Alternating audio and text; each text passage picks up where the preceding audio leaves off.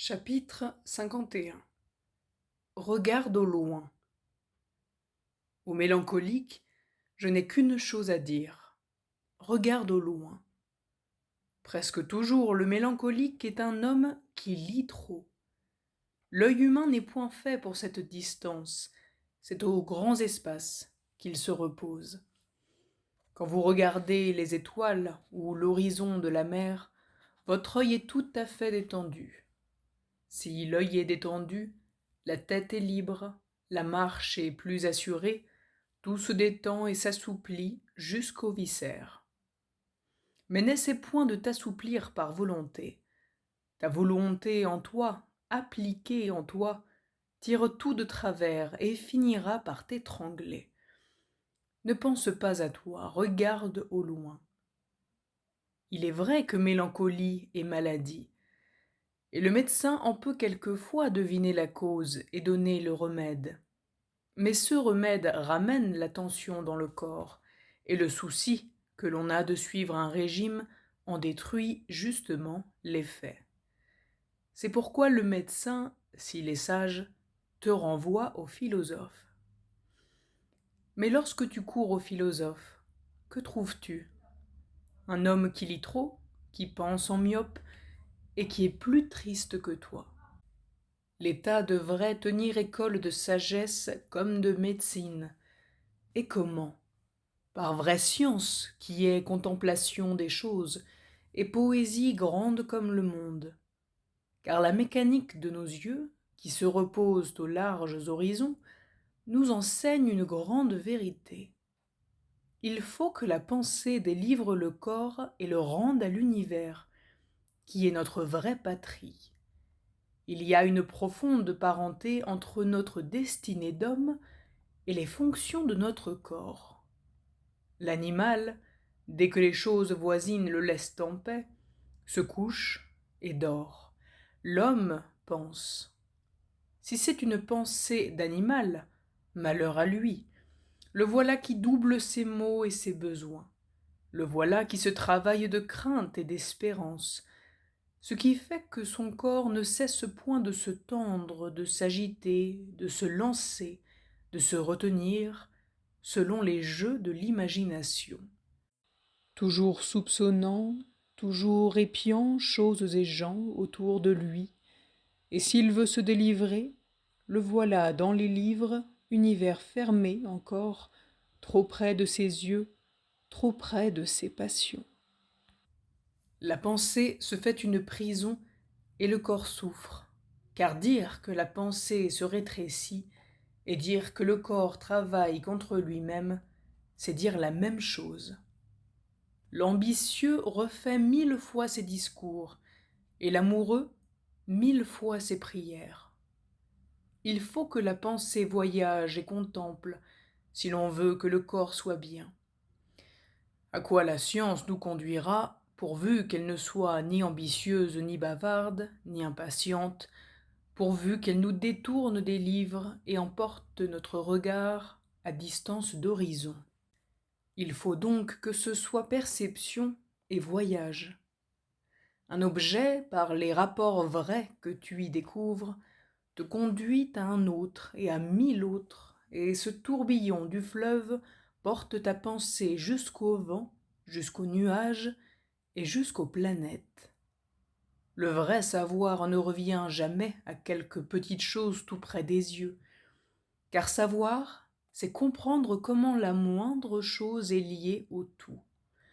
Aucune chose n'a sa raison en elle, et ainsi le mouvement juste nous éloigne de nous-mêmes. Cela n'est pas moins sain pour l'esprit que pour les yeux.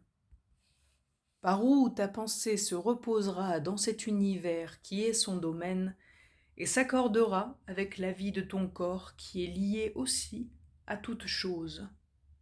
Quand le chrétien disait « Le ciel est ma patrie », il ne croyait pas si bien dire. Regarde au loin. 15 mai 1911. Chapitre 52. Voyage. En ces temps de vacances, le monde est plein de gens qui courent d'un spectacle à l'autre. Évidemment avec le désir de voir beaucoup de choses en peu de temps. Si c'est pour en parler, rien de mieux, car il vaut mieux avoir plusieurs noms de lieux à citer. Cela remplit le temps. Mais si c'est pour eux, et pour réellement voir, je ne les comprends pas bien. Quand on voit les choses en courant, elles se ressemblent beaucoup. Un torrent, c'est toujours un torrent. Ainsi, celui qui parcourt le monde à toute vitesse n'est guère plus riche de souvenirs à la fin qu'au commencement. La vraie richesse des spectacles est dans le détail. Voir, c'est parcourir les détails, s'arrêter un peu à chacun et de nouveau saisir l'ensemble d'un coup d'œil. Je ne sais si les autres peuvent faire cela vite et courir à autre chose et recommencer. Pour moi, je ne le saurais. Heureux ceux de Rouen qui, chaque jour, peuvent donner un regard à une belle chose et profiter de Saint-Ouen, par exemple, comme d'un tableau que l'on a chez soi. Tandis que si l'on passe dans un musée une seule fois, ou dans un pays à touristes, il est presque inévitable que les souvenirs se brouillent et forment enfin une espèce d'image grise aux lignes brouillées. Pour mon goût, voyager, c'est faire à la fois un mètre ou deux, s'arrêter et regarder de nouveau un nouvel aspect des mêmes choses. Souvent, aller s'asseoir un peu à droite ou à gauche, cela change tout, et bien mieux que si je fais 100 kilomètres. Si je vais de torrent à torrent, je trouve toujours le même torrent. Mais si je vais de rocher en rocher, le même torrent devient autre à chaque pas. Et si je reviens à une chose déjà vue, en vérité elle me saisit plus que si elle était nouvelle, et réellement elle est nouvelle. Il ne s'agit que de choisir un spectacle varié et riche, afin de ne pas s'endormir dans la coutume. Encore faut-il qu'à mesure que l'on sait mieux voir, un spectacle quelconque enferme des joies inépuisables. Et puis, de partout, on peut voir le ciel étoilé. Voilà un beau précipice. 29 août 1906. Chapitre 53. La danse des poignards. Chacun connaît la force d'âme des stoïciens. Ils raisonnaient sur les passions, haine, jalousie, crainte, désespoir, et ils arrivaient ainsi à les tenir en bride, comme un bon cocher tient ses chevaux. Un de leurs raisonnements qui m'a toujours plu et qui m'a été utile plus d'une fois est celui qu'ils font sur le passé et l'avenir. Nous n'avons, disent-ils, que le présent à supporter. Ni le passé, ni l'avenir ne peuvent nous accabler, puisque l'un n'existe plus et que l'autre n'existe pas encore. C'est pourtant vrai. Le passé et l'avenir n'existent que lorsque nous y pensons. Ce sont des opinions, non des faits. Nous nous donnons bien du mal pour fabriquer nos regrets et nos craintes. J'ai vu un équilibriste qui ajustait une quantité de poignards les uns sur les autres. Cela faisait une espèce d'arbre effrayant qu'il tenait en équilibre sur son front. C'est ainsi que nous ajustons et portons nos regrets et nos craintes en imprudents artistes. Au lieu de porter une minute, nous portons une heure. Au lieu de porter une heure, nous portons une journée, 10 journées, des mois, des années. L'un qui a mal à la jambe pense qu'il souffrait hier, qu'il a souffert déjà autrefois, qu'il souffrira demain. Il gémit sur sa vie tout entière. Il est évident qu'ici la sagesse ne peut pas beaucoup, car on ne peut toujours pas supprimer la douleur présente. Mais s'il s'agit d'une douleur morale, qu'en restera-t-il si l'on se guérit de regretter et de prévoir? Cet amoureux maltraité qui se tortille sur son lit au lieu de dormir et qui médite des vengeances corses, que resterait-il de son chagrin s'il ne pensait ni au passé ni à l'avenir? Cet ambitieux, mordu au cœur par un échec, où va-t-il chercher sa douleur, sinon dans un passé qu'il ressuscite et dans un avenir qu'il invente?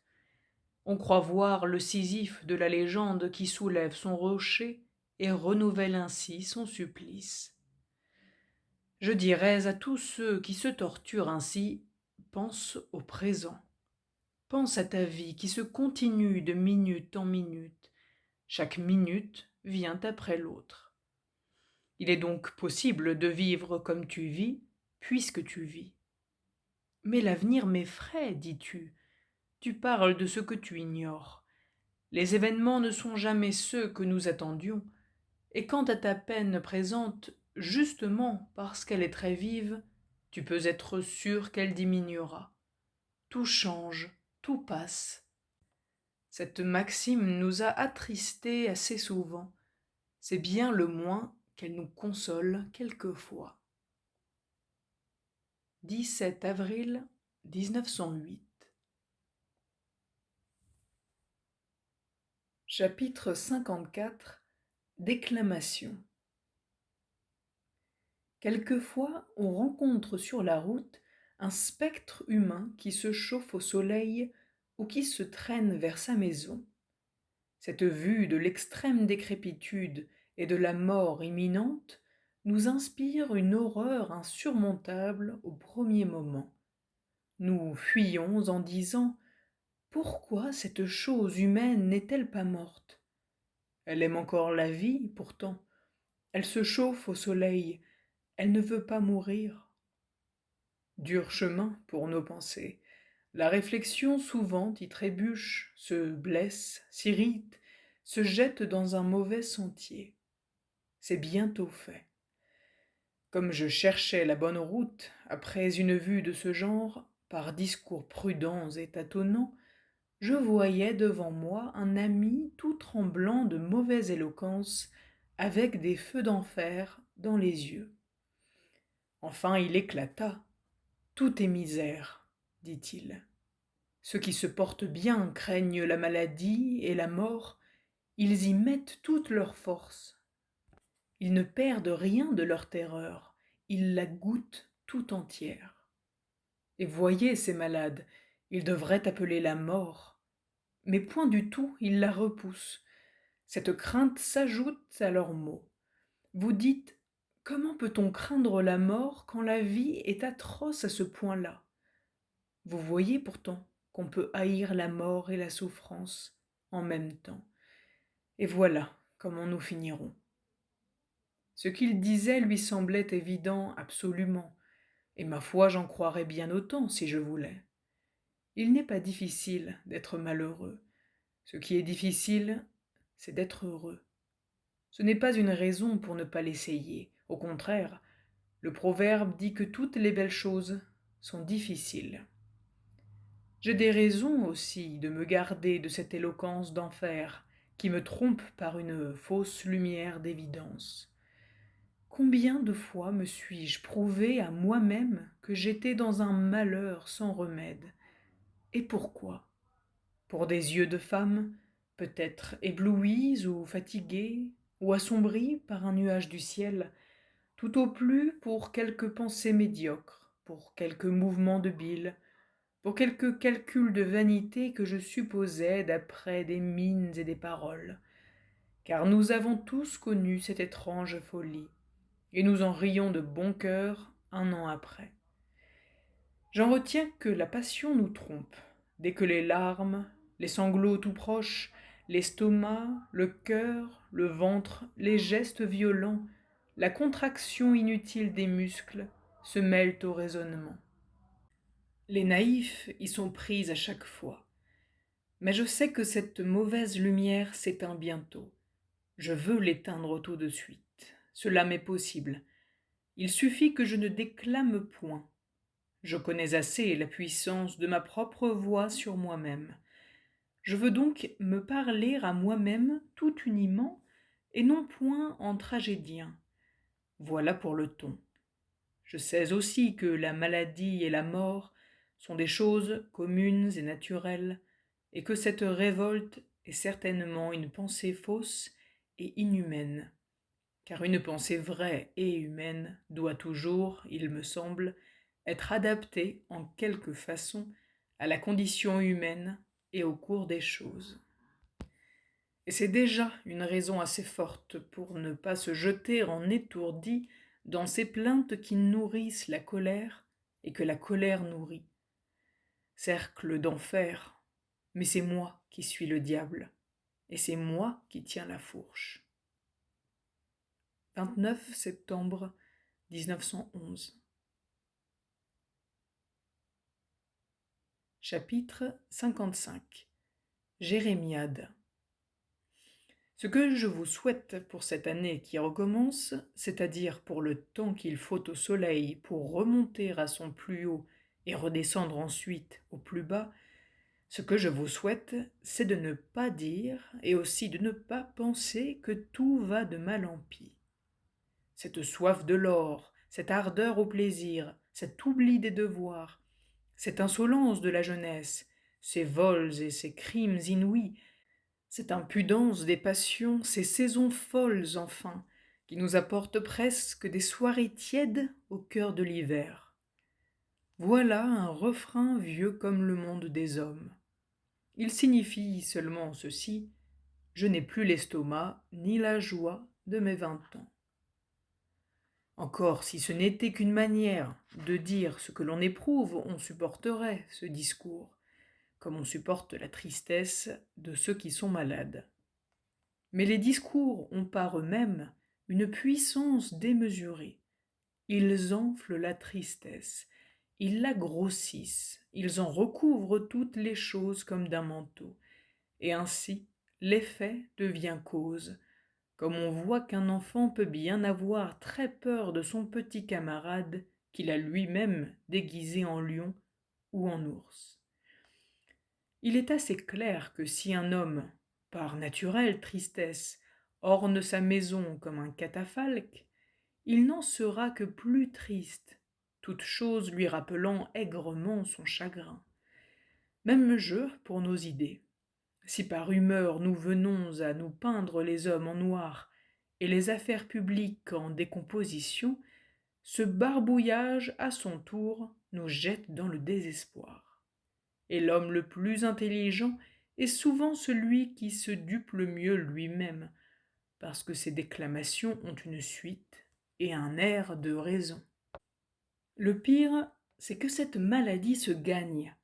C'est comme un choléra des esprits. Je connais des gens en présence de qui l'on ne peut pas dire que les fonctionnaires sont, dans l'ensemble, plus honnêtes et plus diligents qu'autrefois. Ceux qui suivent leur passion ont une éloquence si naturelle, une sincérité si touchante, que la galerie est pour eux. Et celui qui veut être juste joue alors le rôle d'un niais ou d'un mauvais plaisant. Ainsi la jérémiade s'établit comme un dogme et fait partie, bientôt, de la politesse. Hier, un ouvrier tapissier, afin de soutenir une conversation préliminaire, disait tout naïvement: les saisons sont perdues. Qui croirait que nous sommes en hiver? Et c'est comme l'été, on ne sait plus ce que c'est. Il disait cela après les dures chaleurs de cette année qu'il a pourtant senties comme les autres. Mais le lieu commun est plus fort que les faits, et méfiez-vous de vous-même, vous qui riez de mon tapissier, car tous les faits ne sont pas aussi clairs, ni aussi présents au souvenir que le bel été de 1911. Ma conclusion est que la joie est sans autorité, parce qu'elle est jeune, et que la tristesse est sur un trône et toujours trop respectée. D'où je tire qu'il faut résister à la tristesse. non pas seulement parce que la joie est bonne, ce qui serait déjà une espèce de raison, mais parce qu'il faut être juste, et que la tristesse, éloquente toujours, impérieuse toujours, ne veut jamais qu'on soit juste. 4 janvier 1912. Chapitre 56. L'éloquence des passions. L'éloquence des passions nous trompe presque toujours. J'entends par là cette fantasmagorie triste ou gaie, brillante ou lugubre, que nous déroule l'imagination selon que notre corps est reposé ou fatigué, excité ou déprimé. Tout naturellement, nous accusons alors les choses et nos semblables, au lieu de deviner et de modifier la cause réelle, souvent petite et sans conséquence.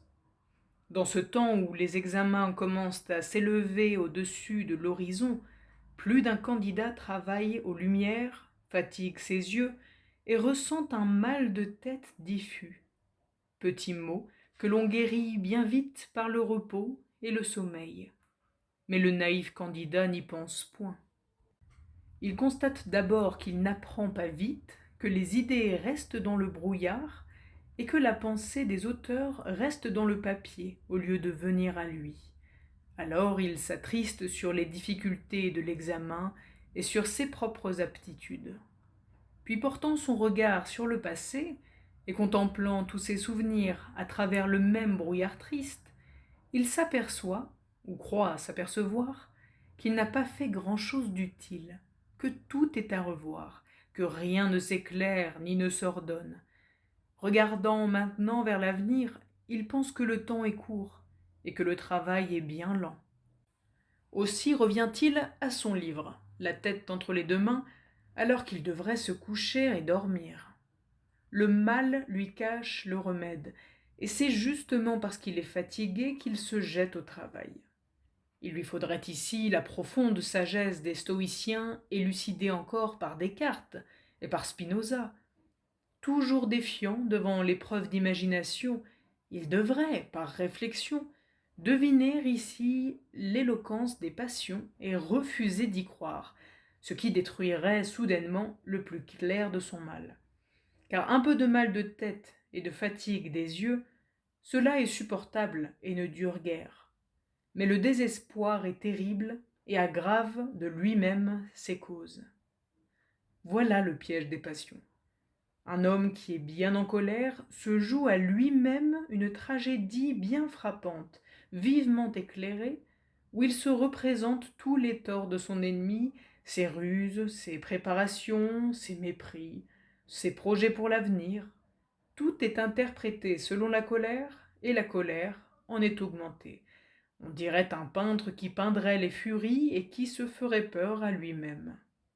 Voilà par quel mécanisme une colère finit souvent en tempête, et pour de faibles causes grossie seulement par l'orage du cœur et des muscles.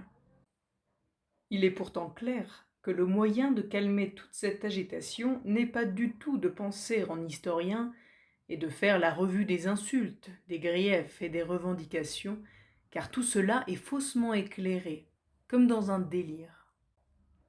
Ici encore, il faut, par réflexion, deviner l'éloquence des passions et refuser d'y croire. Au lieu de dire « ce faux ami m'a toujours méprisé », dire « dans cette agitation, je vois mal, je juge mal, je ne suis qu'un acteur tragique qui déclame pour lui-même. » Alors vous verrez le théâtre éteindre ses lumières, faute de public, et les brillants décors ne seront plus que des barbouillages. Sagesse réelle, arme réelle contre la poésie de l'injustice. Hélas, nous sommes conseillés et menés par des moralistes d'occasion qui ne savent que se mettre en délire et donner leur mal à d'autres. 14 mai 1913. Chapitre 57. Du désespoir. Un fripon, disait quelqu'un, ne se tue pas pour si peu. Ce n'est pas la première fois, ni la dernière, qu'un honnête homme se croit déshonoré se donne la mort et est pleuré de ceux-là même dont il se croyait méprisé. Je cherche, au sujet de ce drame qui sera longtemps présent à nos mémoires, ce qui fait que l'homme qui veut être juste et raisonnable semble souvent n'avoir dompté certaines passions que pour être attaqué et vaincu par d'autres, et aussi par quelle pensée il pourrait combattre le désespoir. Juger d'une situation, poser un problème difficile, en chercher la solution, ne la point trouver, ne savoir à quoi se résoudre, tourner dans les mêmes pensées comme un cheval au manège, cela seul, direz-vous, est un tourment, et l'intelligence a des pointes aussi pour nous piquer. Non, point du tout, il faut justement commencer par ne point tomber dans cette erreur-là. Il y a beaucoup de problèmes où l'on ne voit rien, et l'on s'en console aisément. Un conseil, un liquidateur, un juge peuvent très bien décider qu'une affaire est sans espérance, ou même ne rien pouvoir décider sans perdre l'appétit ni le sommeil. Ce qui nous blesse dans des pensées inextricables, ce ne sont pas les pensées inextricables, c'est plutôt une espèce de lutte et de résistance contre ceux-là même, ou, si vous voulez, un désir que les choses ne soient pas comme elles sont. Dans tout mouvement de passion, je crois qu'il y a une résistance contre l'irréparable. Par exemple, si quelqu'un souffre d'aimer une femme sotte ou vaniteuse ou froide, c'est qu'il s'obstine à vouloir qu'elle ne soit pas comme elle est. De même, lorsqu'une ruine est inévitable et qu'on le sait bien, la passion veut espérer et ordonne en quelque sorte à la pensée de refaire encore une fois la même route, afin de trouver quelque bifurcation qui conduise autre part. Mais le chemin est fait. L'on en est justement où l'on en est. Et dans les chemins du temps, on ne peut ni retourner en arrière, ni refaire 2 fois la même route. Aussi je tiens qu'un caractère fort est celui qui se dit à lui-même où il en est, quels sont les faits, quel est au juste l'irréparable, et qui part de là vers l'avenir. Mais ce n'est pas facile, et il faut s'y exercer dans les petites choses, sans quoi la passion sera comme le lion en cage qui pendant des heures piétine devant la grille, comme s'il espérait toujours, quand il est à un bout, qu'il n'a pas bien regardé à l'autre. Bref, cette tristesse qui naît de la contemplation du passé ne sert à rien, et est même très nuisible, parce qu'elle nous fait réfléchir vainement et chercher vainement. Spinoza dit que le repentir est une seconde faute. Mais, dit l'homme triste, s'il a lu Spinoza, je ne puis toujours pas être gai si je suis triste. Cela dépend de mes humeurs, de ma fatigue, de mon âge et du temps qu'il fait. Bon, dites-vous cela à vous-même, dites-vous sérieusement cela. Renvoyez la tristesse à ses vraies causes, il me semble que vos lourdes pensées seront chassées par là, comme des nuages par le vent. La terre sera chargée de maux, mais le ciel sera clair. C'est toujours autant de gagné. Vous aurez renvoyé la tristesse dans le corps. Vos pensées en seront comme nettoyées. Ou disons, si vous voulez, que la pensée donne des ailes à la tristesse et en fait un chagrin planant. Tandis que par ma réflexion, si elle vise bien, je casse les ailes et je n'ai plus qu'un chagrin rampant. Il est toujours devant mes pieds, mais il n'est plus devant mes yeux. Seulement, voilà le diable, nous voulons toujours un chagrin qui vole bien haut. 31 octobre 1911. Chapitre 58. De la pitié. Il y a une bonté qui assombrit la vie, une bonté qui est tristesse, que l'on appelle communément pitié, et qui est un des fléaux humains. Il faut voir comment une femme sensible parle à un homme amaigri et qui passe pour tuberculeux. Le regard mouillé, le son de la voix, les choses qu'on lui dit, tout condamne clairement ce pauvre homme. Mais il ne s'irrite point, Il supporte la pitié d'autrui comme il supporte sa maladie. Ce fut toujours ainsi. Chacun vient lui verser encore un peu de tristesse, chacun vient lui chanter le même refrain. Cela me crève le cœur de vous voir dans un état pareil. Il y a des gens un peu plus raisonnables et qui retiennent mieux leurs paroles. Ce sont alors des discours toniques. Ayez bon courage, le beau temps vous remettra sur pied. Mais l'air ne va guère avec les paroles. C'est toujours une complainte à faire pleurer. Quand ce ne serait qu'une nuance, le malade la saisira bien. Un regard surpris lui en dira bien plus que toutes les paroles. Comment faire, donc? Voici. Il faudrait n'être pas triste. Il faudrait espérer. On ne donne aux gens que l'espoir que l'on a. Il faudrait compter sur la nature, voir l'avenir en beau, et croire que la vie triomphera. C'est plus facile qu'on ne croit, parce que c'est naturel. Tout vivant croit que la vie triomphera. Sans cela, il mourrait tout de suite. Cette force de vie vous fera bientôt oublier le pauvre homme. Eh bien, c'est cette force de vie qu'il faudrait lui donner. Réellement, il faudrait n'avoir point trop pitié de lui. Non pas être dur et insensible, mais faire voir une amitié joyeuse. Nul n'aime inspirer la pitié. Et si un malade voit qu'il n'éteint pas la joie d'un homme bon, le voilà soulevé et réconforté. La confiance est un élixir merveilleux. Nous sommes empoisonnés de religion. Nous sommes habitués à voir des curés qui sont à guetter la faiblesse et la souffrance humaine afin d'achever les mourants d'un coup de sermon qui fera réfléchir les autres. Je hais cette éloquence de croque-mort. Il faut prêcher sur la vie, non sur la mort, répandre l'espoir, non la crainte, et cultiver en commun la joie, vrai trésor humain. C'est le secret des grands sages, et ce sera la lumière de demain. Les passions sont tristes, la haine est triste. La joie tuera les passions et la haine.